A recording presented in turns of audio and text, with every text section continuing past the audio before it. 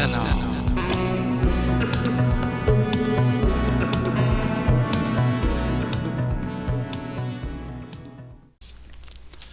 안녕하세요. 임장TV 임단함입니다.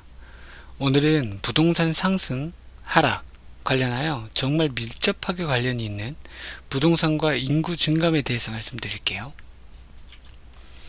일단 시장 경제의 기본입니다. 시장에는 정말 다양한 물건들이 존재하죠. 그것이 일반 생필품이든 우리가 관심 있는 부동산이든 말이죠. 그리고 해당 물건들은 기본적으로 소유주가 있습니다. 시장이 돌아가려면 해당 물건들이 유통이 돼야 되는데, 이때 당연히 사람과 사람과의 거래로 이동이 되겠죠. 그리고 구매를 했던 사람이 다시 물건을 팔기 위해서는 다시 다른 사람에게 파는 경제 구조로 이루어져 있습니다.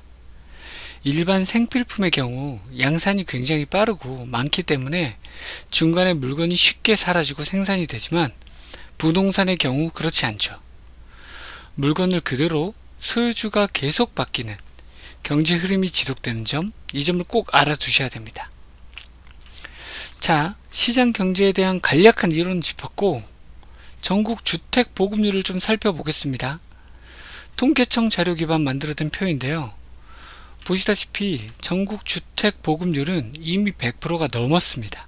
즉 1가구 1주택이 가능한 상태다 라는 거죠.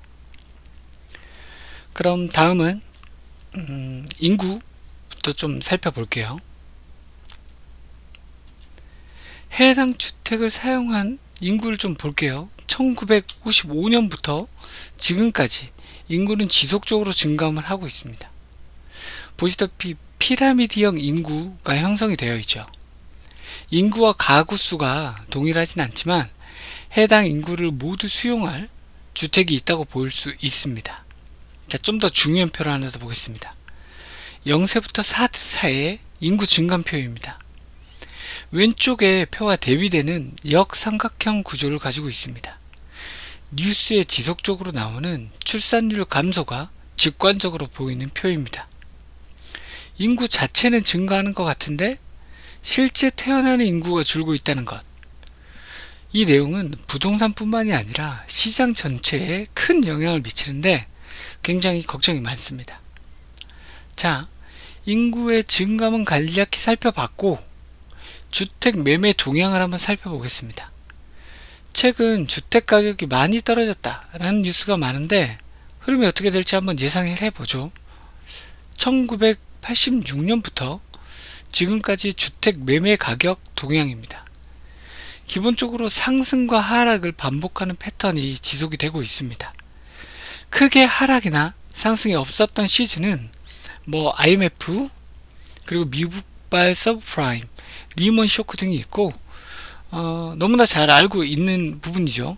2019년부터 코비드-19, 코로나19로 세계 경제가 주춤하다가 굉장히 빠른 속도로 반등이 이어나갔죠. 각각의 하락 시기마다 반등을 위한 다양한 시도들이 있었고, 대체적으로 빠르게 반등이 이어나갔습니다. 그렇다면 2022년은 지금의 상태를 보면 하락으로 나타날 것입니다. 굉장히 지금 부동산 많이 하락하고 있는 상태니까요. 자, 인구 흐름도 살펴봤고 주택 가격도 살펴봤습니다. 근데 진짜 궁금한 집값은 오르는지 떨어지는지를 한번 살펴볼게요. 이거 굉장히 쉬운 답변인데 답변 드리겠습니다. 땡! 사실 질문 자체가 잘못됐습니다. 부동산을 바라보는 접근이 잘못된 것 같습니다. 정말 제대로 된 질문은 가격이 오르냐 내리냐가 아닌 내 뒤에 주택을 살 사람이 있을까요? 요 내용입니다. 자, 정답을 좀 찾아봅시다. 주택 보급률은 살펴봤고, 그 0세부터 4세 인구 증감, 그리고 주택 매매 가격 동향도 살펴봤습니다. 이 세 가지 그래프를 잘 보면 답이 보입니다. 첫 번째, 주택 보급률은 100%로 추가 주택이 현재 없다라고 하더라도 1가구 1주택이 가능한 상태입니다. 앞으로 공급이 추가로 이루어진다고 하면 보급률 자체가 올라가겠죠. 두 번째, 인구 증가과 주택 매매 가격은 함께 좀 살펴봐야 합니다. 1955년생부터 1969년생까지 초기 부동산의 매매를 주도한 세대입니다. 58년생이 22년에 정년이 되면서 부동산 파워가 점점 줄어든다고 볼 수 있는데, 이 세대에게 부동산은 언제든지 사고 팔고 나갈 수 있는 경제 활동이었습니다. 다음은 70년대생입니다.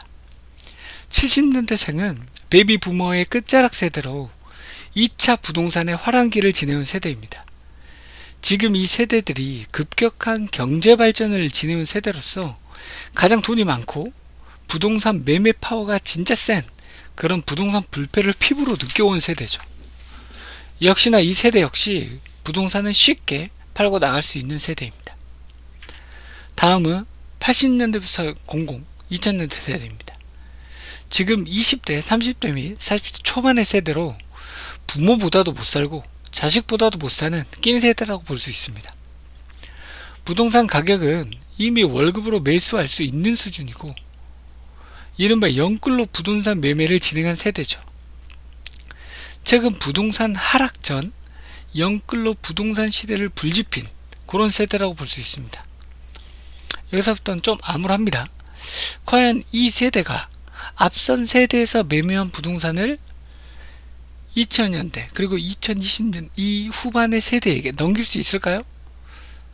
아마 절반 정도는 가능하겠지만 나머지는 쉽지 않을 겁니다. 마지막은 2000년대부터 지금 2022년대 세대입니다. 이 세대는 부동산에 대해 보다 여유로운 접근이 가능할 것으로 예상이 됩니다. 내가 원하는 주거 형태, 위치 등을 보다 쉽고 자유롭게 선택하며 살아갈 것으로 예측이 됩니다. 이때 되면 지금의 저희가 원하는 아파트 말고도 단독주택이나 다른 주거 형태들이 좀 더 유행을 할 수 있겠죠. 자, 심플하게 마무리 정리해 드릴게요. 각 세대별, 시기별 주택의 흐름을 살펴봤습니다. 지금 누가 되었든 꼭 고민을 하셔야 되는 건 내일 주택 가격이 오르는지 내리는지가 아닌 내 뒤에 주택을 살 사람이 있을지, 이 집이 다른 사람이 살 것 같은지를 반드시 판단하시고 매매를 진행하시기를 권장을 드립니다. 지금 2022년입니다. 꼭 확인하시고 매매 진행하시길 바랍니다. 이상입니다.